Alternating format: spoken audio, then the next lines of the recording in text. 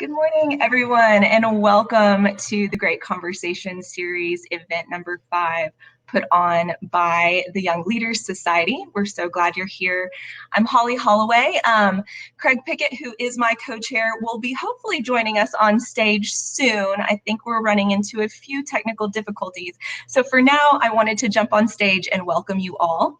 At this time, I would love to invite Matt Ryerson with the United Way to join us on stage and give us some insight into some new things that the United Way has going on.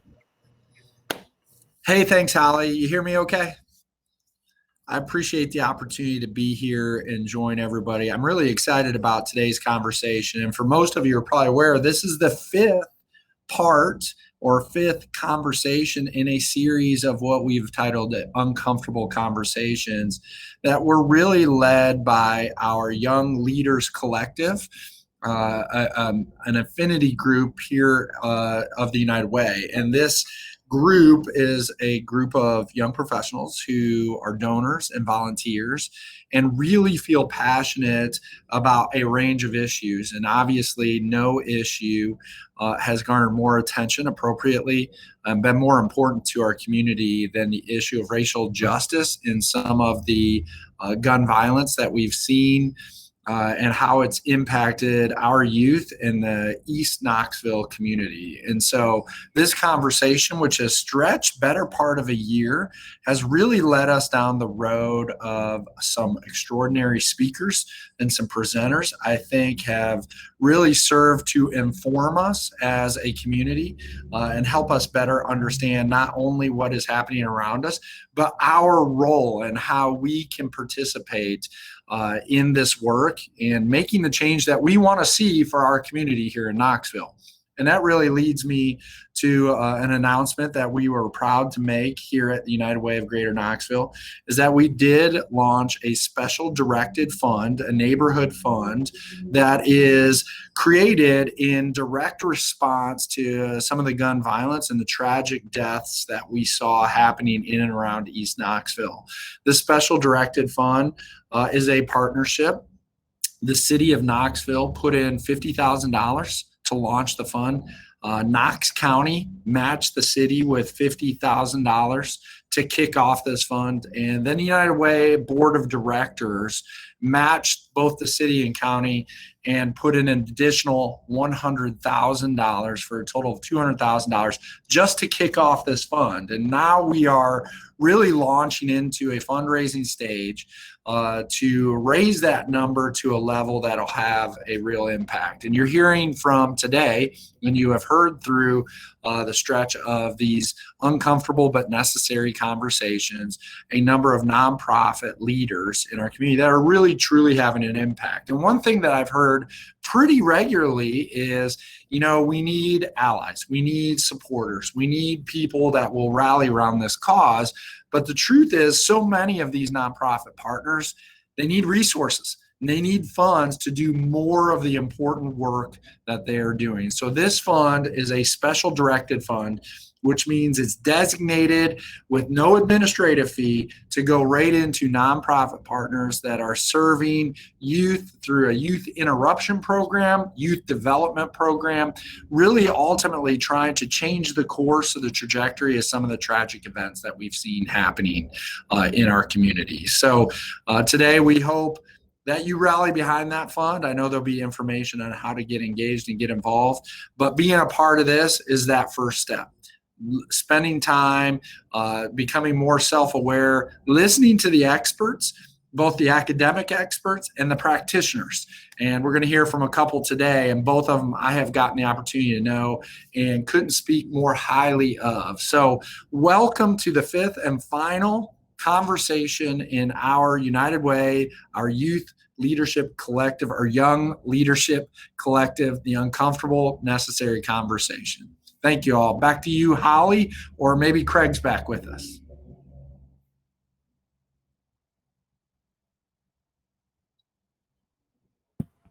All right. You're good. All right.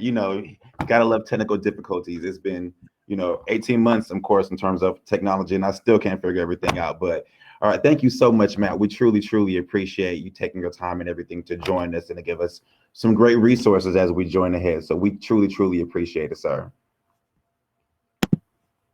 All right, everyone. So like I said, we are thrilled to have you all here today as we join in into session 5 of our great conversation. And today, folks, youth enrichment and violence interruption in Knoxville. And as you all know, this is an issue that has certainly plagued not one part of the city, but our community as a whole. When one area hurts, we all hurt.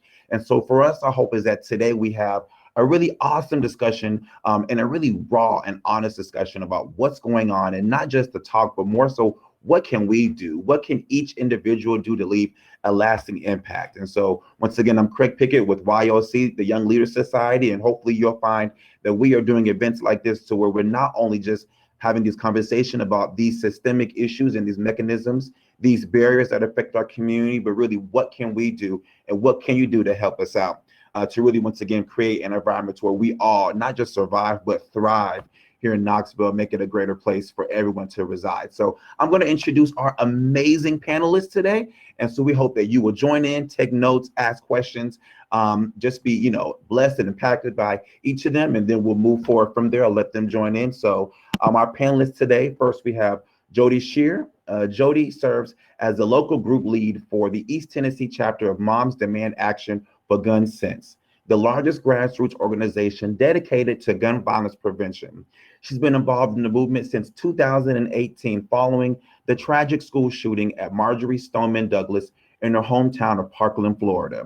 She became the East Tennessee group lead shortly after, and she lives here in Knoxville with her husband and her family. So we're so happy to have her here.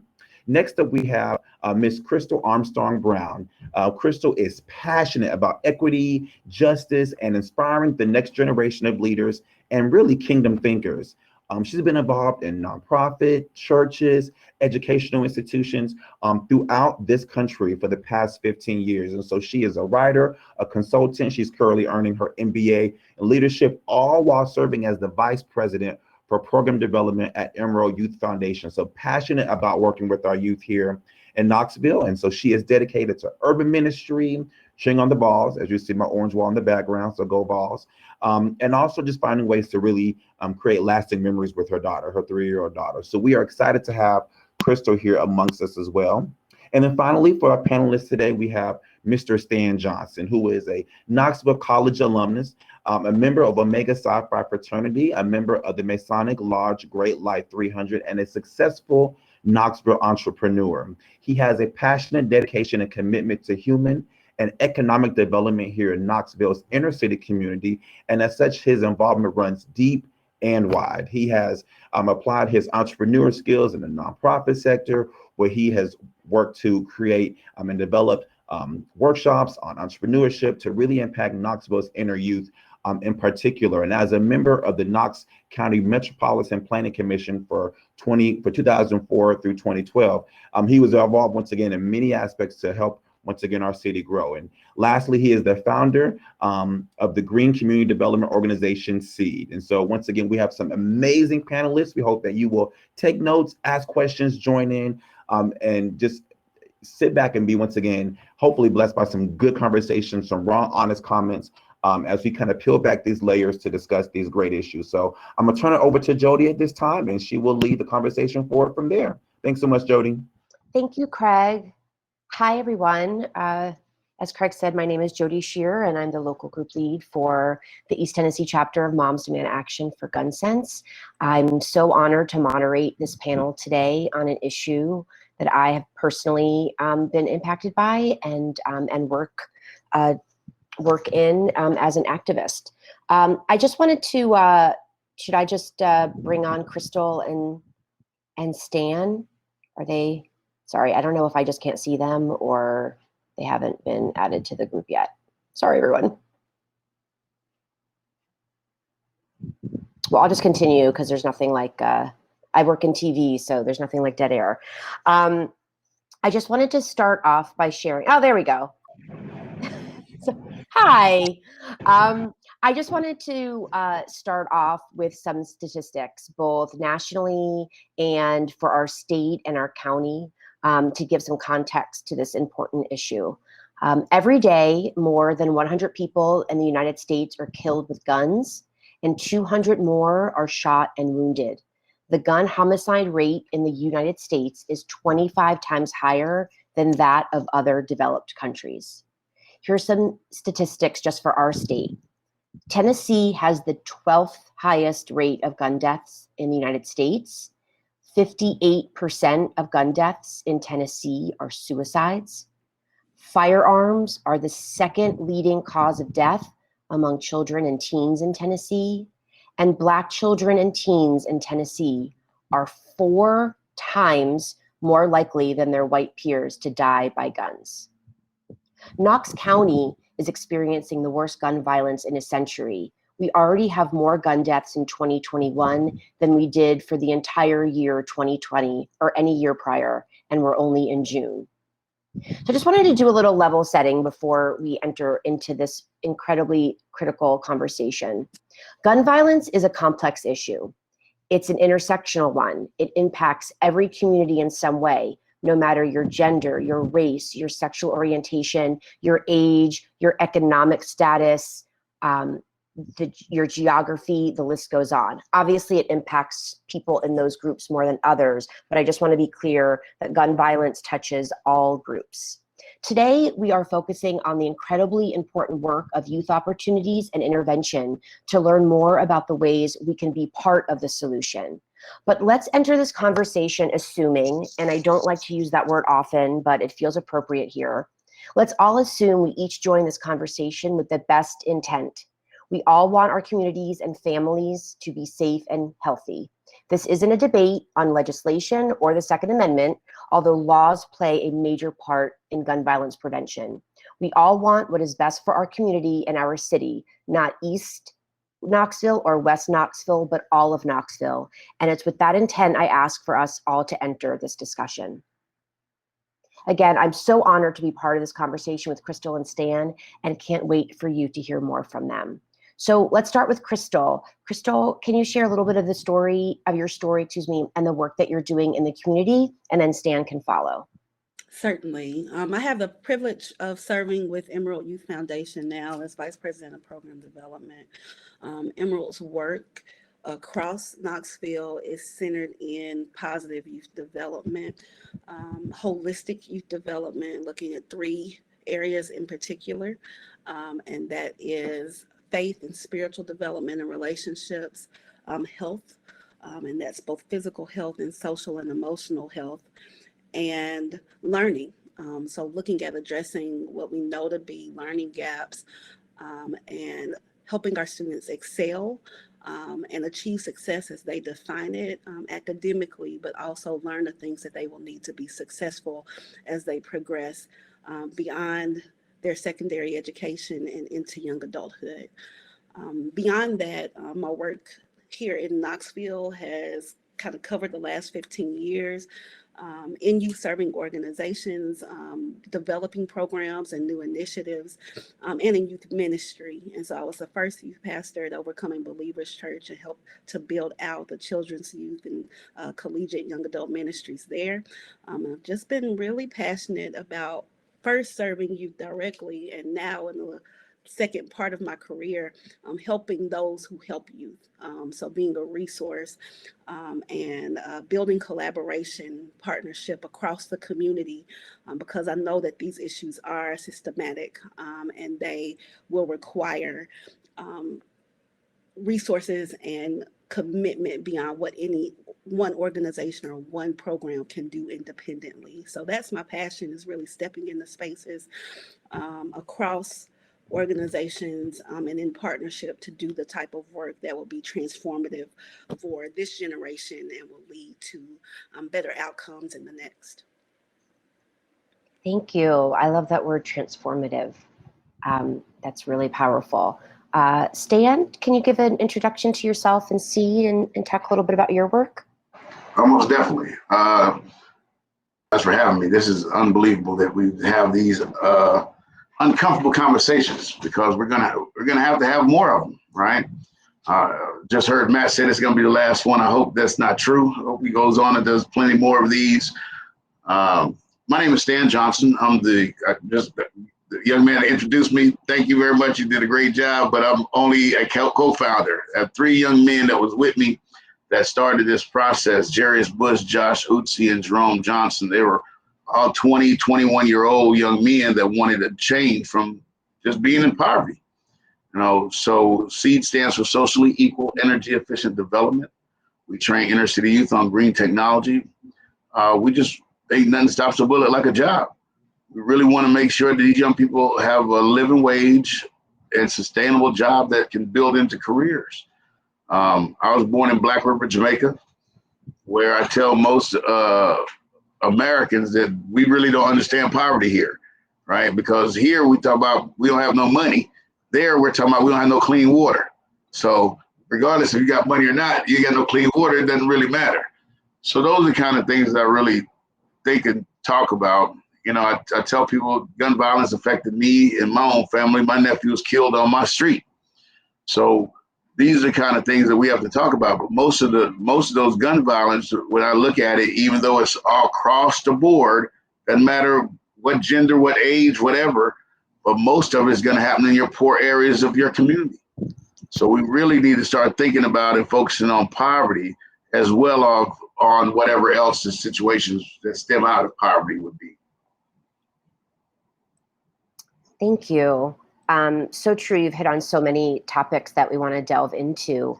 Gun violence has been an issue in Knoxville for years, but it's really come to the forefront, particularly with the tragic shootings at Austin East. And I'm wondering if you could speak a little bit about, you can speak to, I know that you support a lot of the people that have been impacted and know the people that have been impacted by the terrible gun violence that the city has seen recently. And can you speak a little bit to that and any of the causes that you think is leading to this uptick that we're seeing? You want to, Stan, I'll start with you. Sure. Well, so here's the problem. It's not just starting. It's not just an uptick. This is, yes. I just mentioned my nephew. The week after my nephew died, Xavier died, and a couple weeks after that, his cousin died. So here's one of the things I've realized. At SEED, we do a community engagement. And what community engagement means is we go out in the community and find out information from the community, either bring it back to a client, or we take information from a client to the community. We don't get all our information in the same way. Corporate America is a little bit different than the hood or the holler. So we got to make sure we understand culture as well. So the reason why I bring that up is we did a survey that talked about the number one concerns of the 1415, 17, and 20, those zip codes in Knoxville, if we're looking at this overall. And those are some of the poorest areas in our community. Their number one concern was gun violence, right? So if the community is telling us that their number one concern is gun violence, we should know already. That's the problem. So somehow or another, we get on our own pet peeves and our own projects. We want to do other things other than what the community wants. So that's where I start talking about there's a cross between, do we really want to stop these issues? And I'll get into that a little bit more, but the aspect of the uptick, it's always been here, and especially if your community is telling you this is what's happening real time, it's just time to start listening. Mm-hmm. Crystal, did you want to add to that? Certainly. The root causes we know of violence in any community, including here in Knoxville, are complex. And so are the factors that contribute to it. So we see those. We know out of the research, we know out of the observations, saying what's happening and what we're hearing from community, that is happening at the individual level, at the family level. There are factors at the community level and at the society level. So I would want to make sure as a part of the conversation that we're aware of the impact of COVID over the last year, and the ways that exacerbated what we know about the isolation, about the lack of resources, about the lack of access to resources, about the economic and the mental health and emotional strains that were happening across our community, but especially in areas where those things were already problematic. So the city of Knoxville in the last September, I believe, that showed kind of a decline in violent crime in Knoxville over the last 5 years. So to see that spike it has in 2021, we know that COVID, as well as really the unjust and the lack of change around issues related to racial justice and economic justice, created almost a perfect storm for what we saw in the community. So we have been talking about and anticipated challenges around youth with mental health, with emotional health, and see the violence that has occurred as an outgrowth of these other societal and community issues that were exacerbated with the pandemic and with the attention and the call to action around racial justice in our nation. So true. Can you talk a little bit about like connecting the dots between we sort of throw out some terms like violence interruption program, youth opportunities, and then we talk about all the issues that you've mentioned and the root causes to gun violence. Can you connect the dots a little bit around the organizations that you're a part of and that connection to violence interruption, what that means and gun violence in our community? Crystal, do you want to start this time? And I can speak for our organization as well as the organizations that we work for. A lot of youth serving organizations in Knoxville especially would be on a prevention end of that spectrum. So are looking at working with young people, engaging them in relational activities that will provide mentorship, that will provide safe and supportive environments, that will provide activities that enrich children's lives and support families in the development of their gifts and callings and skill sets. And so we have a wealth of organizations that are doing that work. It's heroic work. Many of them, especially in the communities that we're talking about, are doing so without a lot of resources. So are making it work. You have people who are pulling out of their personal pockets and starting organizations because they see the needs in the community to make a difference. But it has been heavily on the prevention end. So as youth are not served by those programs, and even with the number of programs we have, we know that the majority of youth in Knoxville are not going into the doors of the existing programs. So there's opportunity to expand those. But most of the violence, with the exception of the spike recently, has been happening with young adults. So it's been happening at 18 to 24 when you see a drop off drastically in the supports that are provided within a school environment or when they within the existing youth serving organizations. So that's why organizations like SEED are so important, because it picks up and wraps around those young adults as they're transitioning and really making the choices that will lead to their life path and to what those outcomes look like. So we know that early intervention is important. It doesn't start when they're 18 or 19. It starts when they're 3 and 4 and 5. So ensuring that kids are on track academically, are supported socially, that their families and their well-being is taken care of, that they are in safe environments, both in their schools and in their homes and in their communities, are all critically important long-term if we want to interrupt cycles of violence. And that's what we're seeing. We're not talking about individual isolated incidents. We're talking about cycles of connected community violence that is causing trauma in families, with young people, and with a generation, in a school and the community surrounding that, and really in our city. So long term, we're going to have to address that trauma. My big concern is that we'll see a normalization of the type of violence that we've had, that it will be internalized and normalized in ways that we don't feel an urgent need to respond. So we'll keep having conversations and keep having dialogue, but not actually take the action that's required to interrupt what is happening and what we're seeing. So we want to address that so that it doesn't become normal, and so that we're not just working in prevention, but we're doing intervention at the point where we're seeing violence occur in the places where it's occurring, with the young people who are involved in it, and providing supports for them too, and not just writing it off as something that's going to happen. We got to make sure that those lives matter. When we talk about Black Lives Mattering, it can't just be on a t-shirt or on a protest or painted on the street. It has to be a call to action for the entire community. Step in and let young people know they matter to our community. And even if they are currently involved in violence or currently involved in those cycles, that we care about them and we want them to succeed. And we're going to do what it takes as a community to make those paths possible. I mean, that in itself could be the rest of this conversation. I mean, you brought up so many amazing points.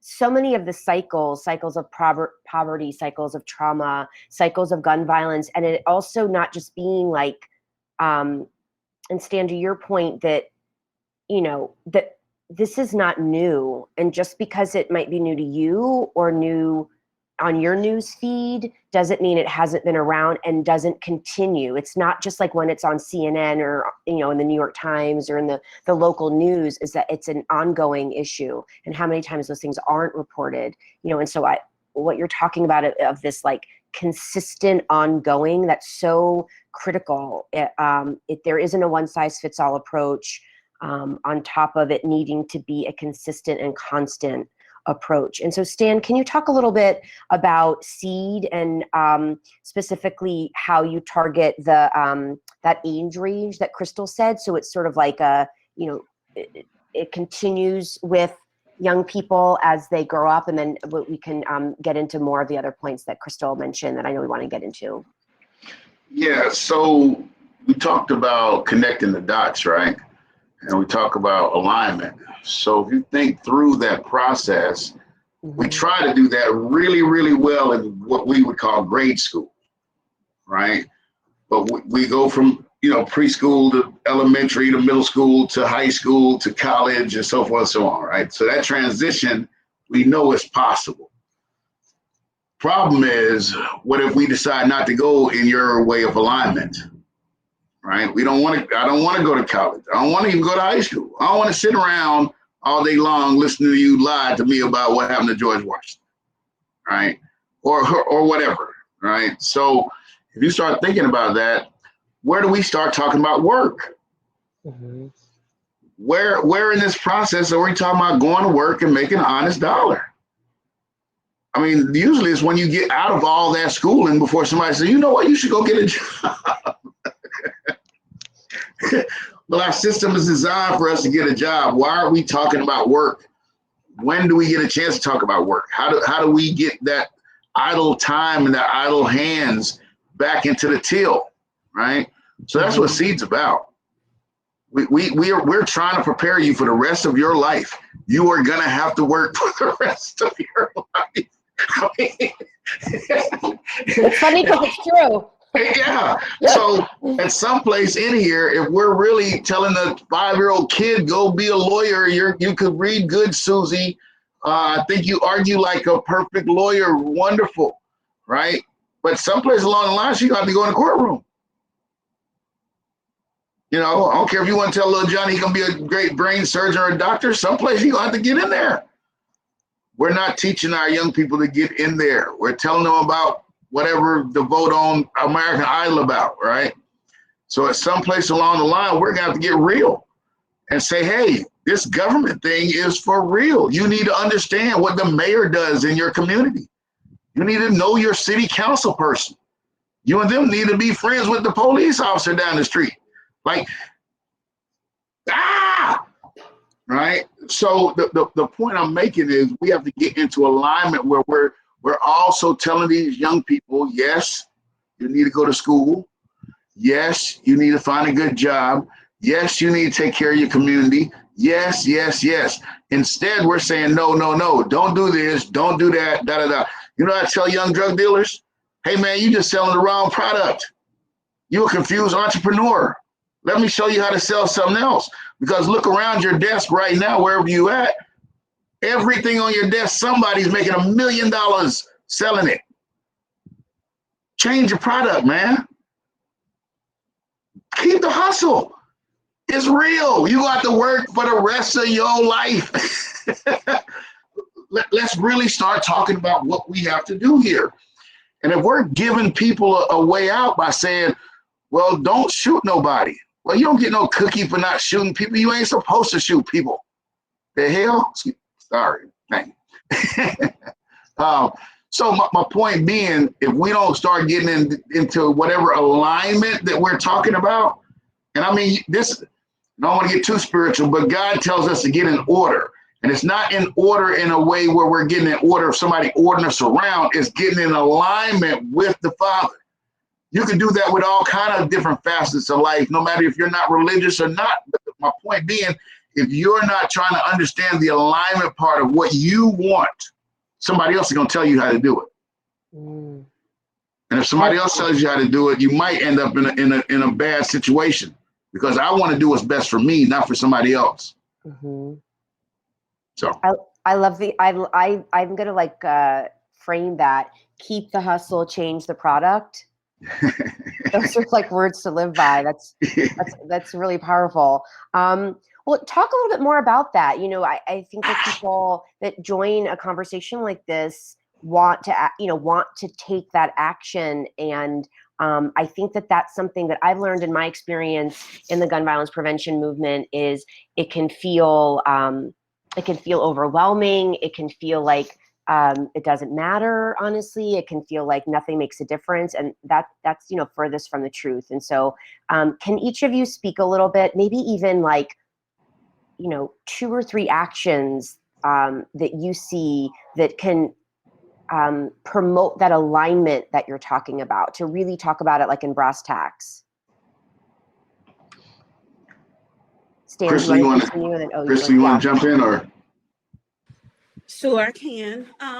One of the things that we talked about coming in pre-conference, so when we were huddling before, was the stigma that's been attached to East Knoxville as the gun zone.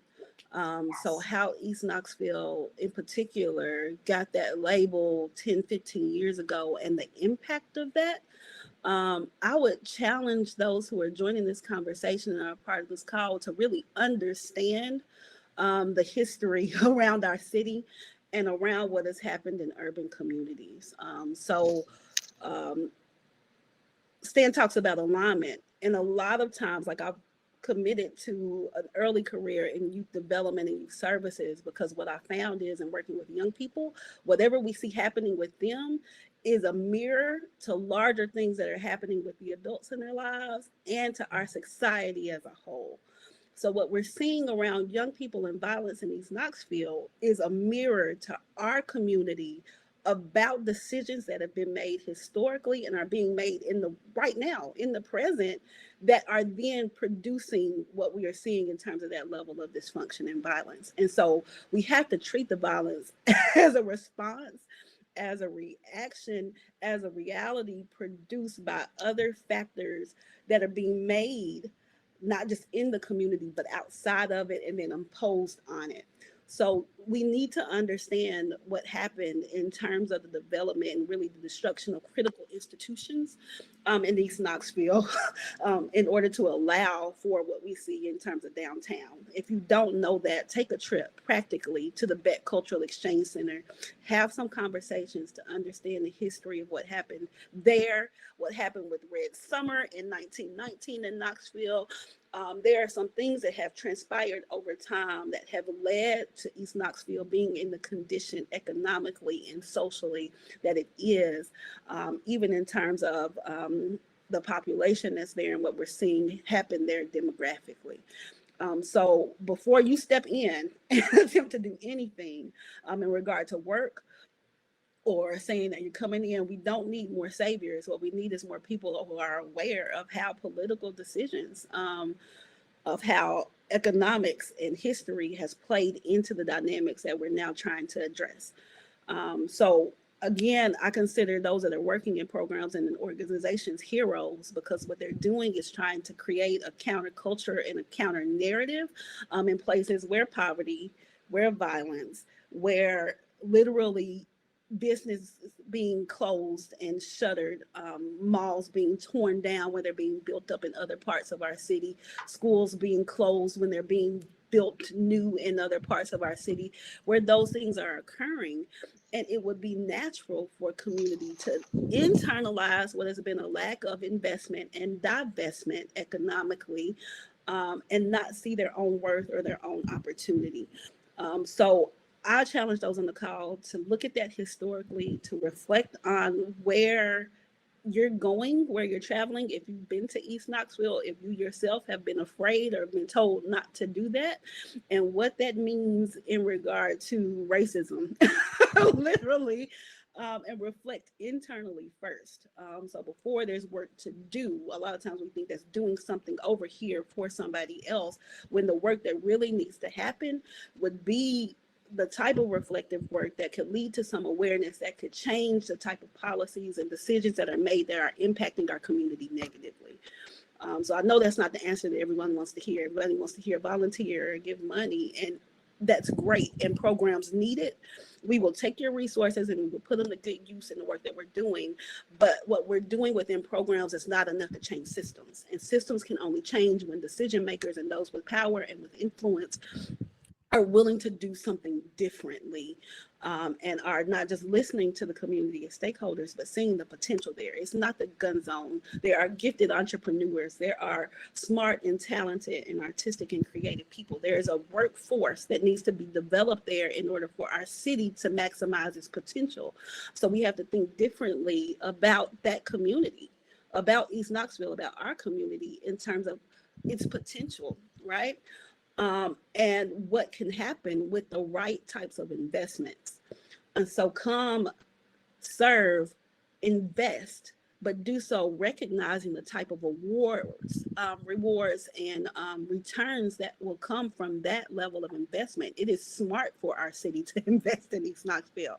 Any dollar that is going into positive youth development programs, any dollar that's going into workforce development, any dollar that's going into economic development, any dollar that's going into addressing recidivism and making sure that there are on-ramps back into community and into entrepreneurship or into business development or into employment for those who have been involved with criminal justice systems, where we know disproportionately that Black men, especially, but Black people are going to land. We have to do better as a community at saying there's a path out of that for you and a place in our larger community and a larger society where you can contribute. So create that stuff.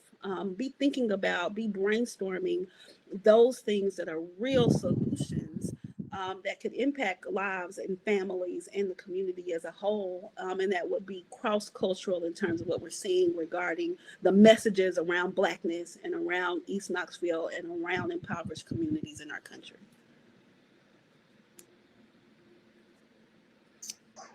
Yeah. Yes. Man, I'm a little speechless right now, taking all that in. I'm writing notes. I'm just so, that's, your words really resonate. Real quick, I do want to make sure that people got that. Learn your history. Visit the Beck. Be aware before you run over here talking about you trying to help. Like, Chris, I had to write those 3 things down. I know you said a lot more, but those are 3 things I got out of it. But I got to add one other thing to this. We have to understand there's people actually that make laws in this world, right? So this is an uncomfortable conversation, so I'll just say it. And once upon a time, we could marry 12-year-olds in this country, right? 2 people had to get together and say, you know what, man, I just don't feel comfortable marrying a 12-year-old. I think it's wrong. And they had to go to their buddies and say, hey, man, I don't think it's right to marry 12-year-olds. They had to say, well, how old do you think they should be before we marry? Somebody said, well, 18 is probably a good age to marry them, right? Now, the reason why I bring that up is we had to make that into a law. Like the 12-year-old did not have a choice in that conversation. Fair? Yeah. Right? So if we're talking about these things that people can actually help with, is let's create some sensible laws, right? Today, we couldn't imagine marrying a 12-year-old. And I guarantee it wasn't that long ago they made the law up. because it's still people breaking the law. Like, you know, we used to like hang people in the middle of market squares. We used to burn them and take pictures of them and send them around the country and say, Happy Christmas to people. And somebody had to say that was wrong. Like, this stuff is wrong, y'all. That's my point to this whole thing. When we're telling people what to do, what happened to the good white guy? The only person that could vote, the only person that could vote in this country for hundreds of years. And they stood up. White men stood up and said that was wrong. That's all I'm looking for. Where they at? I ain't trying to make nothing new. This is stuff that they've done traditionally. They let women vote. Can y'all believe that? Like, they sat around and talked for years and said, you know what, women, no, we can't let them vote this year, right? Sooner or later, somebody said, I think we probably need to let them be humans. This has really happened. Like, so uncomfortably, white men, come on now. We got to make these laws fair, straight across the board. Like, once upon a time, somebody said, give me justice or give me death. Like, these guys were for real about their land and all that stuff. So the point I'm trying to make is, like, where's the consciousness of that same mentality today? Is it only about money? Is it only about the gun show? Is it only about my freedom to go shoot who I want to shoot?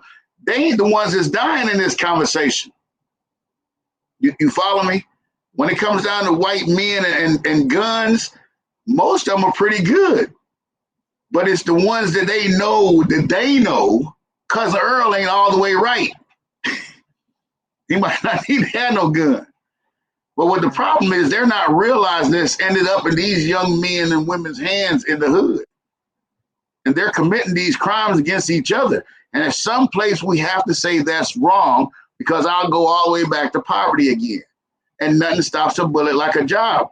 And once upon a time, and not just once upon a time, all the time in this country, 15-year-old black men and 35-year-old black men has never been liked by a 55-year-old white man and a 75-year-old white man. Them 20 years gap between those two men have been a destructive force in this country. But the bad part is they need each other. Nobody wants to talk about it. We just talked about a workforce. Who owns all the companies? I mean, we can say whatever we want to say, but white men still run America, right? I meet with these white guys all the time. They got millions of dollars that want to help, that want to do things, right? But if we don't develop this workforce, they're not going to be, those cultures never mixed. And we have to talk about that cultural mix in this country. And we only talk about rich and poor, but we don't talk about culture. Like, it's different to look somebody in the eyes in corporate America and in the hood. There's some different conversations. Yeah. So I'm gonna get off my soapbox. I'm sorry. No.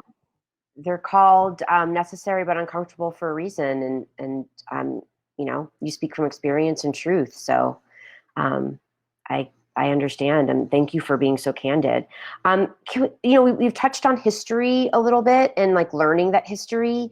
And I have a friend who, when we have these conversations, she jokes, Google's free, that it's like not, that's been part of this conversation too, of like, whose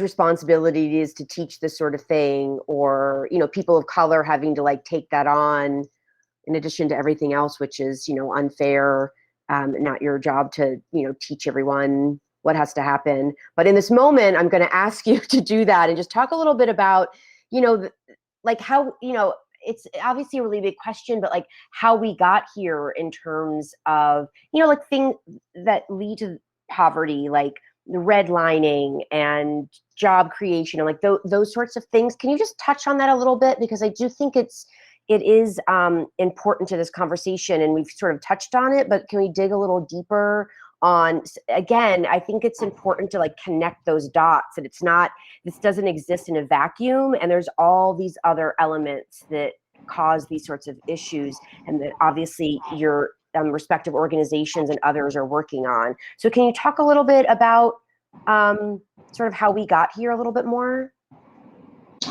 Well, sure, but the other aspect, the other aspect, am I on? Can you hear me? Am I good? Can you hear me? Oh yeah, I hear you. Oh, sorry. So, the history of it is, I mean, the fix is in. That's the problem, right? We sit up here and say, oh, look at the poor people. They need to pull themselves up by their bootstraps, and they Papa them did it and blah, blah, blah, this and that, right? But the truth is, we did redline, and the fix is in. The government was in on it, right? So that's the first fix. If the government said, can you say what redlining is, just for anyone who doesn't know? oh yes, this is only places where blacks can live in a community. They could not buy houses outside of this red line. They made them red line districts where pretty much the inner cities of all of the cities were, that they only could buy houses in certain areas of town, and usually be the most rundown areas of town. So the banks were in on it. So when I say the fix is in, the real estate agents are in on it. The real estate council of the country, if you sold a black person a house outside of that red line, they would lose their license. If a bank would loan you money outside of that line, they would lose their license, and they would be fired. And the government said it was okay to do, because when the guys came back from the World War II with the GI Bill, they weren't able to use that same money to get educated and to buy homes as our white counterparts. So my point is, when things are wrong, we need human beings to say they're wrong.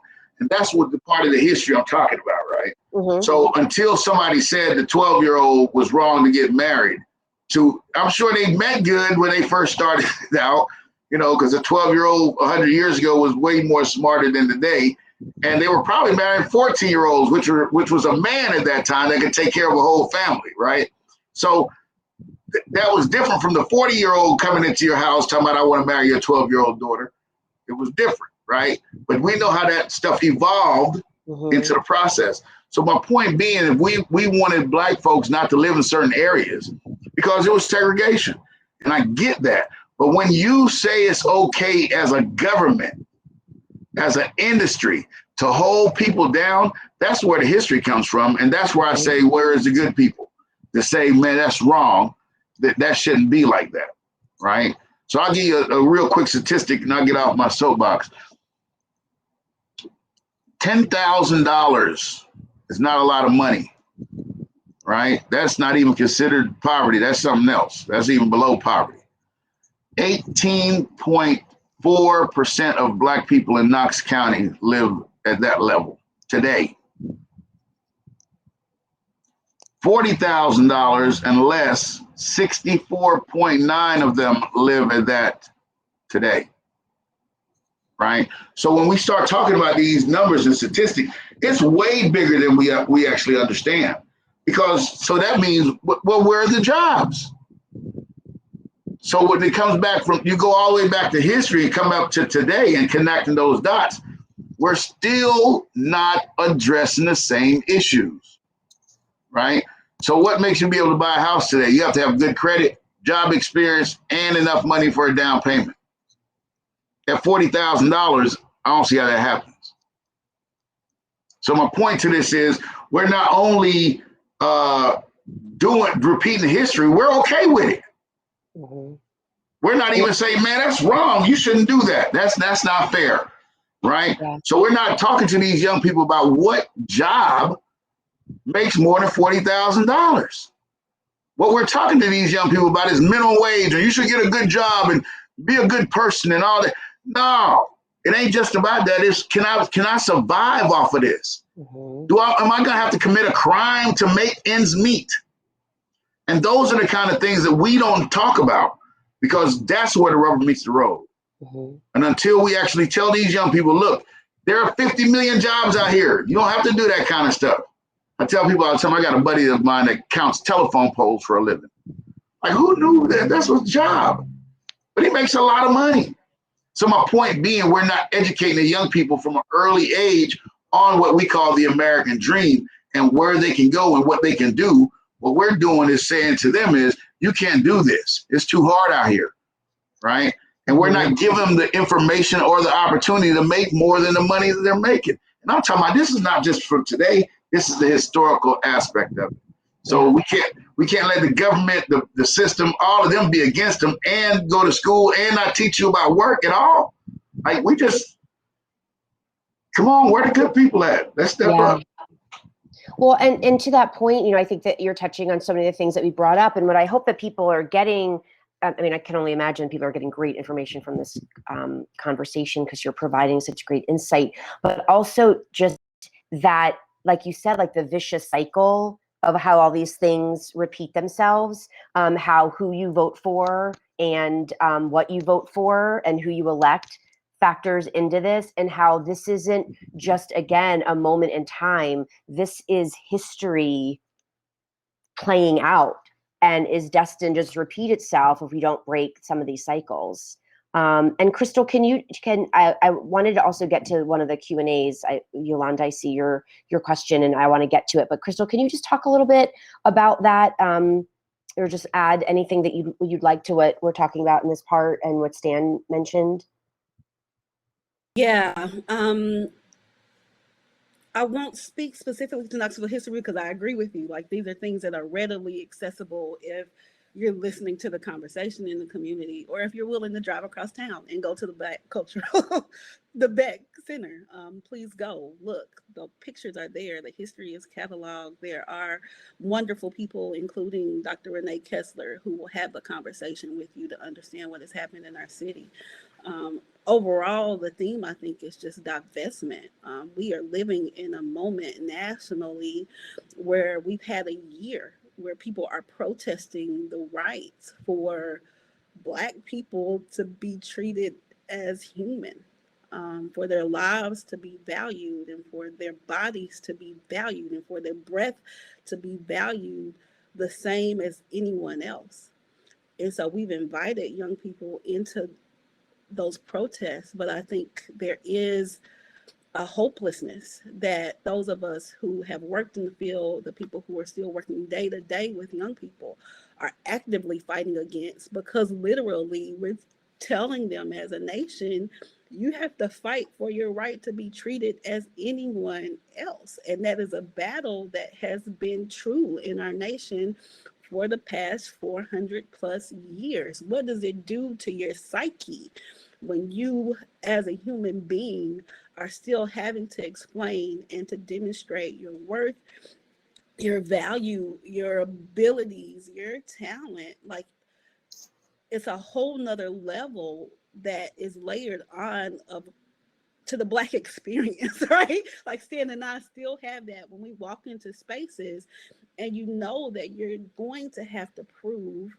who you are in order for you to be taken seriously, and then you get patted in your head and complimented because you're so articulate, and people are surprised by that. So these are the things that our young people see, and then they internalize, and they make choices literally about the value of their own lives, and about if they can exist, survive, succeed in the systems that are there as they are, or if they need to create a counter to that, where they can have their needs met, where they can be affirmed in their personhood, where they can be surrounded by people who look like them, and where they have models and examples of success in ways that feel accessible to them. And so for me, a lot of what we describe society as criminal behavior is logical behavior. They have created an economic system, a whole nother set of norms and of standards of behavior that operate and allow them to operate and to gain a measure of success in ways that they have been historically denied that as a result simply of having Black skin or being born poor. So in the last few years, I've learned and really heard a term and know what it is to navigate social capital. And so looking Mm. historically, I would bring up for those who are on the call and for whom that may be a familiar term, the ways in which not just economic capital, but social capital has been systematically denied, taken away from, not offered to certain communities. And what that means when there's a family in one part of the city that can pick up the phone and get their child an internship, get them into an employment opportunity, can write that reference even if they're only minimally qualified for a position, but you have another young person in another part of the city who does not have someone who can make those calls. That family does not know anyone in an area where they can get their young person that opportunity, right? So what happens on the streets is they're offered an opportunity. They are offered a job at 12, at 13, and it may just be helping out the big homie, but they have a sense that they are important, that they matter, they can make a little money and put it in their pocket, they can help out their families. There is a trajectory that is being created for them, and if violence is a part of what they have to do in order to do the things or achieve the things that we all want, then they accept that. I looked up the top songs in hip hop just at the end of last year. So I wanted to bring this up, and I wasn't sure a place in the conversation, but it may fit here. Top hip hop song last year was a song called The Box by a rapper named Roddy Ricch. The name of his album, the album that is coming from, is Please Excuse Me for Being Antisocial. So because I don't fit in a society where the laws and the rules and the structures were not necessarily made for my success, they were made to deny me the same opportunities as other people, I'm going to embrace a label of being anti the establishment and anti those structures. So that's the name of the album. So the song itself, the video is really, really interesting, y'all. In the video, he is rapping about trying to achieve the same kind of capitalistic success of getting a new car, getting the whip, the house, the girls, but he is rapping inside of a literal box. Part of the lyrics are about him trying to avoid the box, and that box being prison, while doing those things, while trying to achieve. And at the end of the video, y'all, he is actually sitting inside of a cell. And so the song itself is about trying to achieve those things to avoid the box and landing inside of the box. I bring that up because so many of the young people that we work with see that as their destiny. So they're going to end up in a box. They're going to end up in prison. They're going to end up in a casket. And so they're living the life that they can live. They're doing the best that they can do. But our society has taught them, right? The statistics that we quote when we talk about injustice have taught them that this is an inevitability, that that's where they're going to land, is in the box. So I'm going to get what I can get. I'm going to do what I can do. And if that means I have to pop off or hold a Glock or whatever I need to do to posture myself, I've already been conditioned, right, to see my future in a box. Mm-hmm. And that future, I have so many young people that I talk to in our communities that are shocked when they make it past 20, when they make it past 25, because in their mind, even if it's just their perception and it's not the reality, they aren't guaranteed life outside of a box. So how do we get them then to start thinking outside of the box? How do we utilize our capital, our social capital, our resources as a community, as a city? Personally, some of you have the ability to do that. You can open some doors and open some opportunities to young people to come in and be mentored, or to have a view or to shadow you in your career. How do we get them outside of the box in terms of their own mindsets, out of the box that can be East Knoxville, out of the box in terms of opportunity for Black people in this country, so that they recognize that they have value outside of that counter society, antisocial, against the grain kind of industry, where they see that they at least have a place. We gotta make sure that they know that there's a place for them in a larger society, in the workforce, in entrepreneurship, in their talents, in their giftings, in a way that they can see a future beyond 25. Yes, I'm so taken by what you both are saying. It's hard to both moderate and ingest it at the same time. I'll be honest. it just makes me think of more questions, but I know that we, I want to be sensitive to the time and get some other questions answered, but just thank you for sharing that. It's such a powerful image. We sort of use that term, like think outside the box, like in some sort of, corporate way, like think creatively, and to think about it as like a box of where you live, a box of opportunities, and how limiting that is, and thinking about, like opening that up, both like literally and figuratively, is that really resonates. And I feel like I keep using the word powerful, but I can't think of a better word in this moment. But thank you for that. I did want to get to one of the questions that we were asked by one of the attendees. And do you know if there has been a focus group or a survey or some sort of forum where children or young people themselves talk about what they'd like to see happen about gun violence and other concerns for in our community? I know that just personally, I know I had listened to a few of these on Facebook. They were like streamed on Facebook Live, particularly after the Austin East shootings. And I know the young people talked a lot about after school opportunities and how a lot of the clubs and organizations or opportunities there were for after school activities had diminished over time, presumably because of funding. So I know that after school activities has come up, at least in my experience of hearing from the youth in Knoxville. But what about each of you? What sorts of things have you heard? I'll start with you, Crystal. Sure. The answer to the question is yes, absolutely. So they've happened recently in the last 3 months with the shootings around Austin East in the community, not just the school, but I want to talk about the East Knoxville community. Yes, please. And so several forums have been hosted. The Change Center as a safe space in East Knoxville hosted them. Churches hosted them. Other community organizations hosted them. They have been hosted every time there's been kind of this uptick of violence around youth. Every single time that has been our community solution is host a bunch of forums and focus groups and give people a place to vent and to heal and to grieve together, which is necessary, but also to talk about what their needs are. So the community has spoken, as Stan said, continues to share the need for better relations in community policing. So more transparency from police departments, officers who are not just there as enforcers, but who have developed relationships, who understand what are those contributors to violence and when those things are happening in the community, and are partnering with the community to interrupt it. So that's come through as a theme.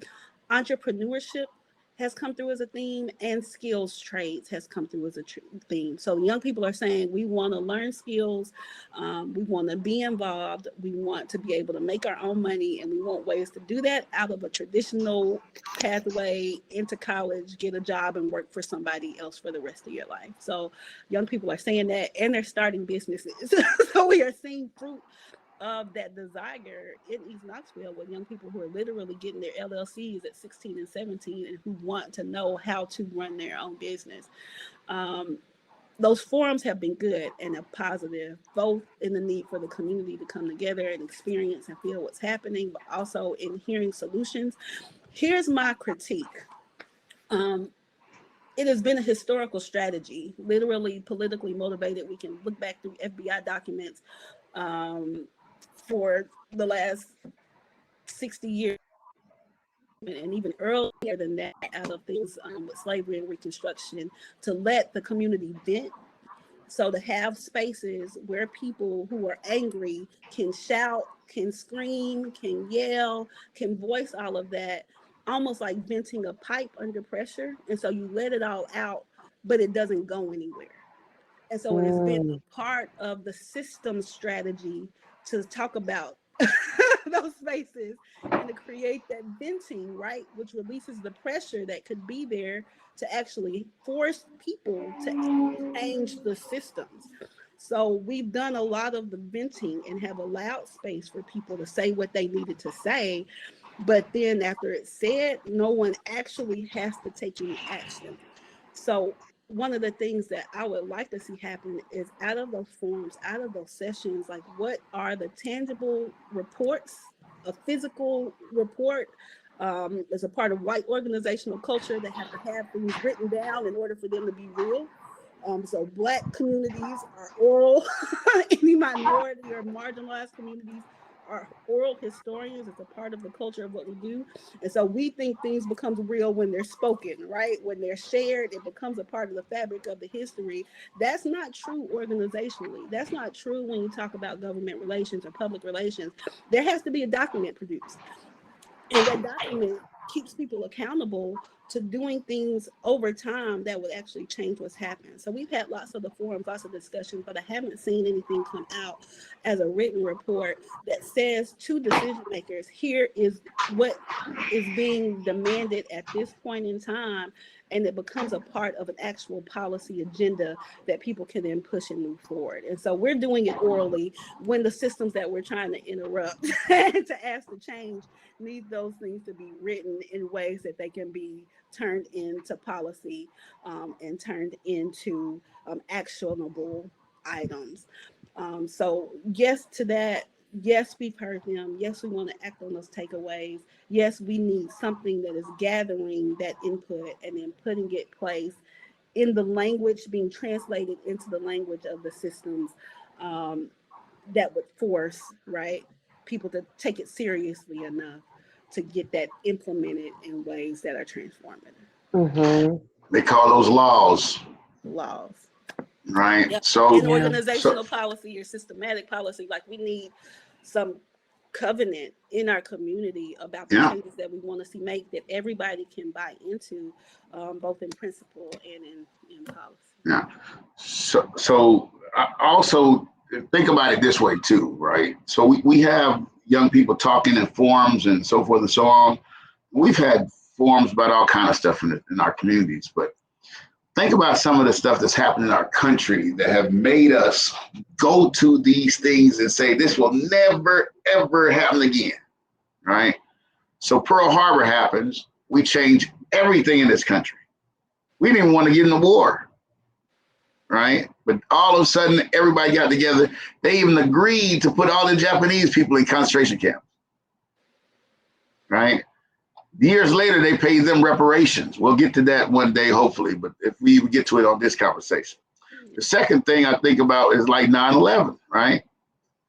When 9/11 happens, everybody talks about terrorism the same in this country now. We even know what a terrorist looks like. And he dang on sure don't have no white hood on no more.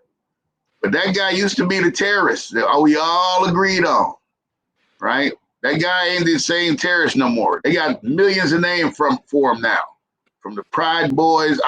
When they was actually talking about that on that debate, that was the first time I ever heard about them people, right?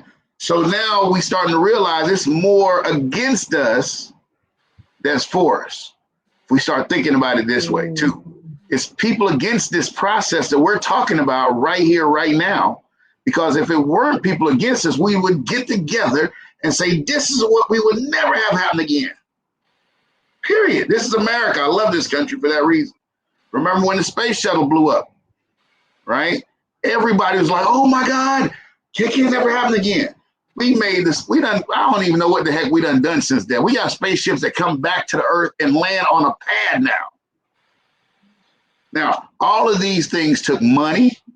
They took innovation, they took togetherness. I mean, I can go on and on and on, but that is what a forum is, right? Not the steam. We can be all mad all we want to about Pearl Harbor. We wasn't gonna let it happen. We got to be mad all we want to about 9/11. I mean, think about the Boston stuff. They caught them boys like that. We went to a whole war, killed 2 dictators, killed their kids, everything, over 9/11. They ain't had nothing to do with it, come to find out. But when Boston happened, we caught them boys in like 2 or 3 days. My point being, we got better with time, with the technology and the way we do things. If we're going to have forums to be letting off steam, I can't even sit up here and tell you I'm going to go. Because I can remember when Xavier got killed and we had that big forum at Fulton High School, and it was packed. and people were upset and it was mad and couldn't believe it. Well, next week is my nephew's first day of trial. We've been putting this thing off. They've been putting it off for like 4-5 years, all kind of different stuff. We only got no closure from that, right? We don't even know who really killed Xavier, come to find out, because they said the Perry boy got killed too. Don't nobody know who killed him. And it's the same shootout we talking about here, right? So do we really want to fix this stuff?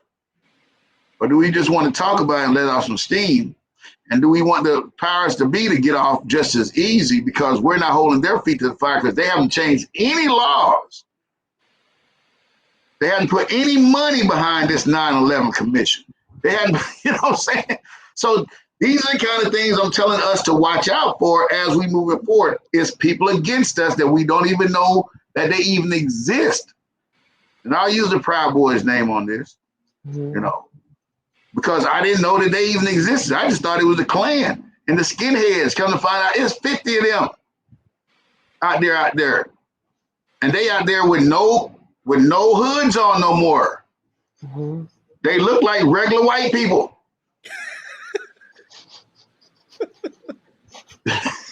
I'm just saying. I didn't even know. Now but that just scared the heck out of all of us. Yeah. These are people that used to be able to say, you can't come in here because there's a sign on the door that says whites only. Don't come in here, black person. Now we don't even know what they look like. They look like regular white folks. Mm-hmm. So I need the white folks to determine or to separate themselves. I need to know, because if I can't tell, I don't know how to react. And that's my point when it comes down to this gun violence stuff. If I can't tell that, now we changing the laws in the state too now. As we talk about changing laws, we changing the laws in the state so we can have more guns. Yeah, and more easily. So it's got to be it's got to be somebody against what we talking about. Mm-hmm. And I'm not talking about no Second Amendment. I'm talking about there's somebody out there saying, you let them kill each other, and then we'll hold them down, make sure they can't vote, make sure they can't do this, make sure they can't do that. So it's we can't assume that everybody's for this going forward. We gonna have to say, hey man, which one of them white folks is you, bruh? Because I don't know you. I can't tell. And you could be in the I ain't gonna say governor's office, but up there with them making these rules and laws. Yeah. And then you come back down to the county level. We don't go to some of these counties just because the sheriff even run the county. And his kin folks run the jailhouse. Like, yeah. Hello? This is what I've seen in this country since I've been here. So either we gonna make these laws right, it's gonna be people that step up and say, hey man, that's wrong. And it's gonna be people that have to say, hey, I'm not going. You're not gonna get me messed up like that, bro. You know, so when we talk about having a conversation with our kids, you know, my son, 28 years old, he great kid, great young man, he ain't no kid, great young man, God-fearing, got a kid, got his whole life ready, you know. And I have to tell, hey man, don't be out here with these police officers getting pulled over at all. I don't even want to hear you got a ticket. I don't want to hear none of that. Follow the speed limit. Put your seatbelt on. Yeah. You know, because we're not going to have the whole other conversation about what to do, because you know what to do. Because you should have had your driver's license. You should have your insurance. You should have all your stuff. But come to find out, even if you got all your stuff, you're still getting killed out here by these people. Again, I need to know which one y'all. I just need to know. Because if I'm hearing about these other people, and supposedly don't nobody else know about them, we all should be taking a step back to that stuff. Yeah. Well, and so much of you're saying plays into, oh, no, please go, Crystal.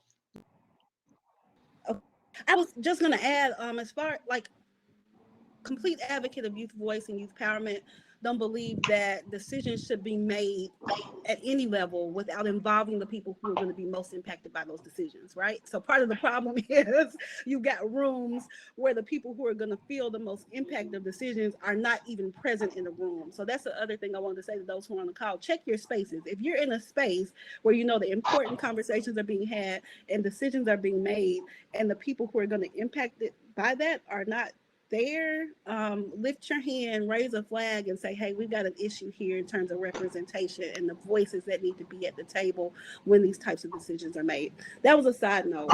Crystal, no, I was just gonna say that's awesome, Crystal, because you're trying to help homeless people. Ain't no homeless people in the room. Ain't no homeless people at the table. Mm-hmm. So it's really, really important that the voice is at least there, and that the right people are there who are informed enough about the systems that they can speak into and about the changes that are necessary. So the challenge for me with the youth participating in forums is that it can be more traumatizing, especially if changes do not come out of them. So we have youth speaking into and offering solutions to problems that we need to acknowledge they did not create. So part of it is we need to hear their voice, we need to have their input, but the people who need to be talking about the solutions are the adults who made the policy decisions. Again, looking at this historically, that fed into what we are seeing now with the symptom of youth violence. So we need to hear community voice, we need to hear youth voice, but Knoxville needs to be looking towards some expertise nationally to come up with solutions that have worked well in other communities, evidence-based practices, evidence-informed practices that could lead to real transformative change. So we've been having the conversation, and it's important to do that on the call, and we've been listening, but we need to see what's worked in other cities to interrupt and to decrease violent crime around young people and more broadly in the sense of community. So I pulled some research from the American Institutes of Research. There are studies happening now in major cities, especially coming out of COVID. The one I looked at in particular was out of Boston, and some of the work that's happening around youth violence interruption in Massachusetts. And here are their recommendations. And so when we look for solutions, we need to be looking for solutions. We need data-driven, data-informed, measurable changes. So we need to improve the environments where young people are living and where they're learning. That to me is actionable. What will it look like to improve the spaces where these young people are so that they can see the tangible worth and value and take some ownership and have some pride in those spaces too? What will it look like to implement policies and programs that establish new norms for nonviolent behavior? Again, in many these communities and in our society more broadly, when we talk about nonviolence, we are actually speaking a countercultural narrative. Video games are violent. Music is violent. Our military is violent. The history of our nation is violent. Everything teaches that if you want to get something, if you want to protect something, if you are afraid of something, you go and get a gun.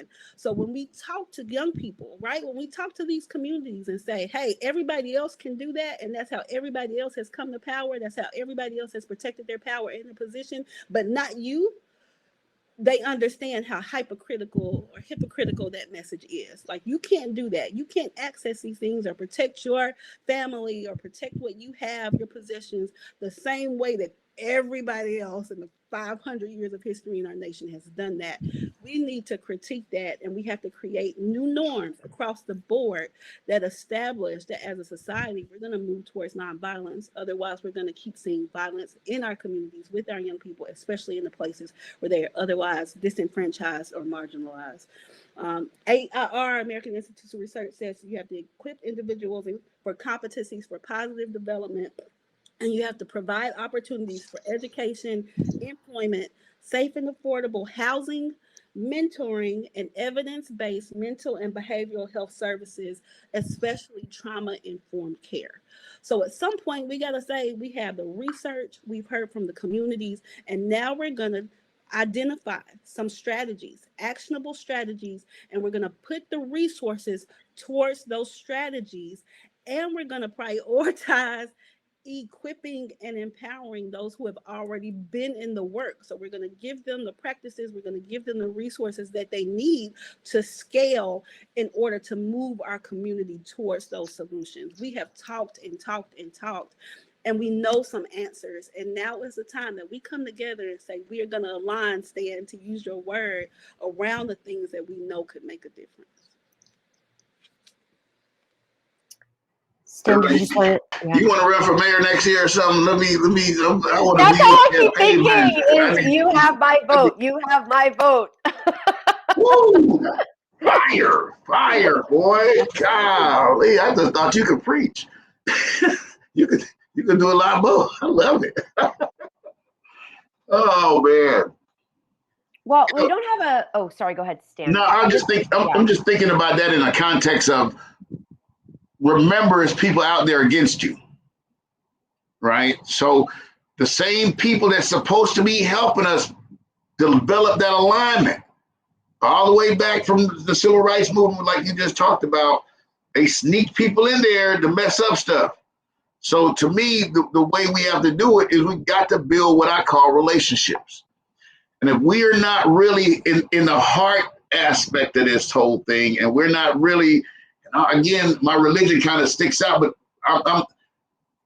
I think if you have the love of God, it's kind of hard to go into something with that kind of thought process. We're trying to have deceit involved in the process. Like Christian just said, everything about America says violence. We started the greatest nation in the world violently. Our video games, that's the hottest thing, violent. Biggest stadiums in the nation, violent. So it's kind of hard for us to turn off that whole violent thing and say, oh, we're going to be not violent no more, right? But what we can say is, look at where poverty isn't. Let's study that too, right? So I tell people the flip side of this is, how many people make over $100,000 in Knoxville, right? So if we're talking about making below 40, how many people make above 100? Well, 5.5% of African Americans make above 100. In Knoxville. In Knoxville. 29% of our white counterparts make over 100. Make over 200 is 1%. Over 200 whites is 5%. My point to these numbers, while I keep throwing these things out, is the disparity is not just in violence, right? If we're talking about where the money aspect starts shifting, we're living two different lives. No wonder why most white folks are like, what's wrong? What's the matter? Why would that? How could that be in Knoxville? We're having such a great life. Well, only 28% of y'all make less than $40,000. So that would leave with almost 60% of y'all making above 40 grand. Well, that's two totally different things. If 60% of us are making less than 40 grand, just start thinking about that. What kind of life would you live if you made less than $40,000 a year? And your grandmother didn't leave you the house, and Papa didn't leave you the business, and so forth and so on. And I'm not saying that it's a lot of white people that's poor. 28% is still a lot. That's above the national average, which is only like 15%. But my point to that story is, at some place along the line, we got to start looking at why we sending these kids to school, why we have all these programs, why we have all this stuff to help them get to work. Mm-hmm. The quicker we can get you to work and making more than the average income, you ain't gonna be in them streets. So look at the places also that don't have poverty, and look at the crime rate. Let's just do what makes sense, is all Crystal's saying. Because if we not doing it, at least say it. Hey man, white people only. Don't you see the sign? And if you see the sign, you can understand. And guess what the black people did? They ain't going there. Right? And we marched in the streets until the laws were changed. Now, just tell me, and we'll go march in the streets. That's all I'm saying. Just don't keep it no secret, and don't let the black people know Only white people can make more than $40,000, partner. Can't you see the numbers? Yeah. Again, economics, I mean, just it touches on so many different elements. And I know we could keep talking for sure. I know I could, but I just want to be sensitive to people's time. It is 1 o'clock. If we could I wanted to make sure that we also leave this, and I don't want to sugarcoat anything, obviously, because this is a serious issue that needs serious solutions. But I do know we wanted to mention a couple of the positive things that are happening in our community, because I think, I with my Mom's Demand Action work, sometimes I say even baby steps are still steps. And so I want to acknowledge that there are positive things happening in our community. And Crystal, if you could talk to that a little bit, I want to make sure that people know that there are those things happening as well. Again, dialogue is continuing to happen with organizations that are in the community that are serving East Knoxville, and I think across the community. So grateful for those things that I think will lead to people working together who may not have worked together historically before. There's just immense opportunity for that to happen and for people to align around this issue. I wanted to spotlight just what has happened at Austin East and the support of the community around the soccer team. Austin East has a team that is largely multicultural, multinational. You have young people who have come from refugee communities, who have been translated into this country, but who have formed their own community supported by Jonathan Netherland and Malika Guthrie, who just love the kids enough to want to coach that team. And so in the last month or so, the community, and I say East Knoxville and the broader community, rallied around those group of young people as they won the state championship. And so we saw a sense of community around a sport that has not been historically celebrated in the African-American community. But it was at a moment where we needed that inspiration, and we needed to see and to recognize and to cheer for the resilience and the tenacity and the skill of those players. So I see immense opportunities to continue to do that, to rally around the young people in this community in ways that they see that they are loved, that they are supported, that they are celebrated, and that doors will open for their success, that they can dominate, not just in the sport, but in the classroom, in entrepreneurship, and in our economic system and in our markets. There is so much talent, so much potential, and the more we invest in it in all of these spheres, the more we will see the success and the fruit coming out of that. Stan, one of the things that you mentioned was just this feeling that everything is against us. So all of the decks, it feels like, have been stacked against us as African Americans or people who are working to climb out of poverty and really trying to blaze trails that will allow others to do the same. We're in the right place for that. So I would point to the work of places like the Highlander Center that is right down the road. The Alex Haley Farm, the Children's Defense Fund that is right down the road. We have a statue of Alex Haley that is right across from Seed, right across from Stan's organization, that point to power and victory in giving voice to our narrative and our stories.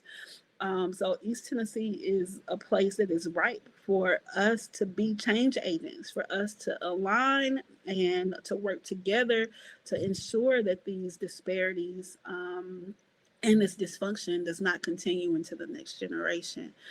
So they're more for us than against us. And I believe that with my whole heart. And I think the more we have these conversations and turn them into actionable strategies that are well resourced, because the resources are here in Knoxville, right? So it's not just poverty, as Stan was saying, the gap between the have and the have-nots, between wealth and poverty in Knoxville is among the top 3 in the country when you look at those figures. So we have the resources here. There are the resources here in Knoxville that could turn this whole thing around. We just have to deploy it in smart ways, and we see examples happening already. But thank you, everyone, for your attention. Thank you, Jody, for being such a great moderator. Thank you, United Way, for offering the space for us to talk about these issues. Thank you. Stan, did you just have any wrap-up thoughts before we move on? Yeah, I mean, we got to pray. We got to pray for this community. This is bigger than just human being. This is spiritual as well, right? The devil one of his principalities is young people, and the other one is poverty. And if we don't really grasp that at some point and start really realizing that our inspiration as well, right? So I encourage all of us to get to build some relationships cross-culturally, cross-gender, cross-age, cross-income. Yes. Get to know some folks, man. Yes. Stop looking at all of them, as the same. I got some great friends. We started a group, call it the OGs. We think we original gangsters, but we really some old gentlemen. But to build those relationships, it's like 8 white guys and 8 black guys that's really talking the same stuff that we talking right here. And some of them said they've never heard these things happen before. Some of them said, I didn't even know that was happening. And when I think about it, I never had a 3rd generation business passed to me like that. That ain't got nothing to do with you, right? That's just you're a part of the family, and they just gave it to you, and you don't. What you can't hate me for that. So how do I react to somebody that says I do have resources, I want to help, but that ain't my problem, bruh. That's honest, right? But unless we make relationships, we'll never understand what each other's going through for each other to even say, I'm interested in thinking about helping. Because real talk, those 2 people don't have nothing to talk about unless they really want to. And again, this thing has to be on a spiritual heart level to me. This is my opinion, right? That we have to get together on a personal, one-on-one human being level to say, hey, I'm a good person. I want to see how we can really get a relationship together. But thank you, Jody, for all this stuff. United Way, the Beck Center, just want to give a shout out to you for the history that you hold down, all that stuff. Please vote, if all else.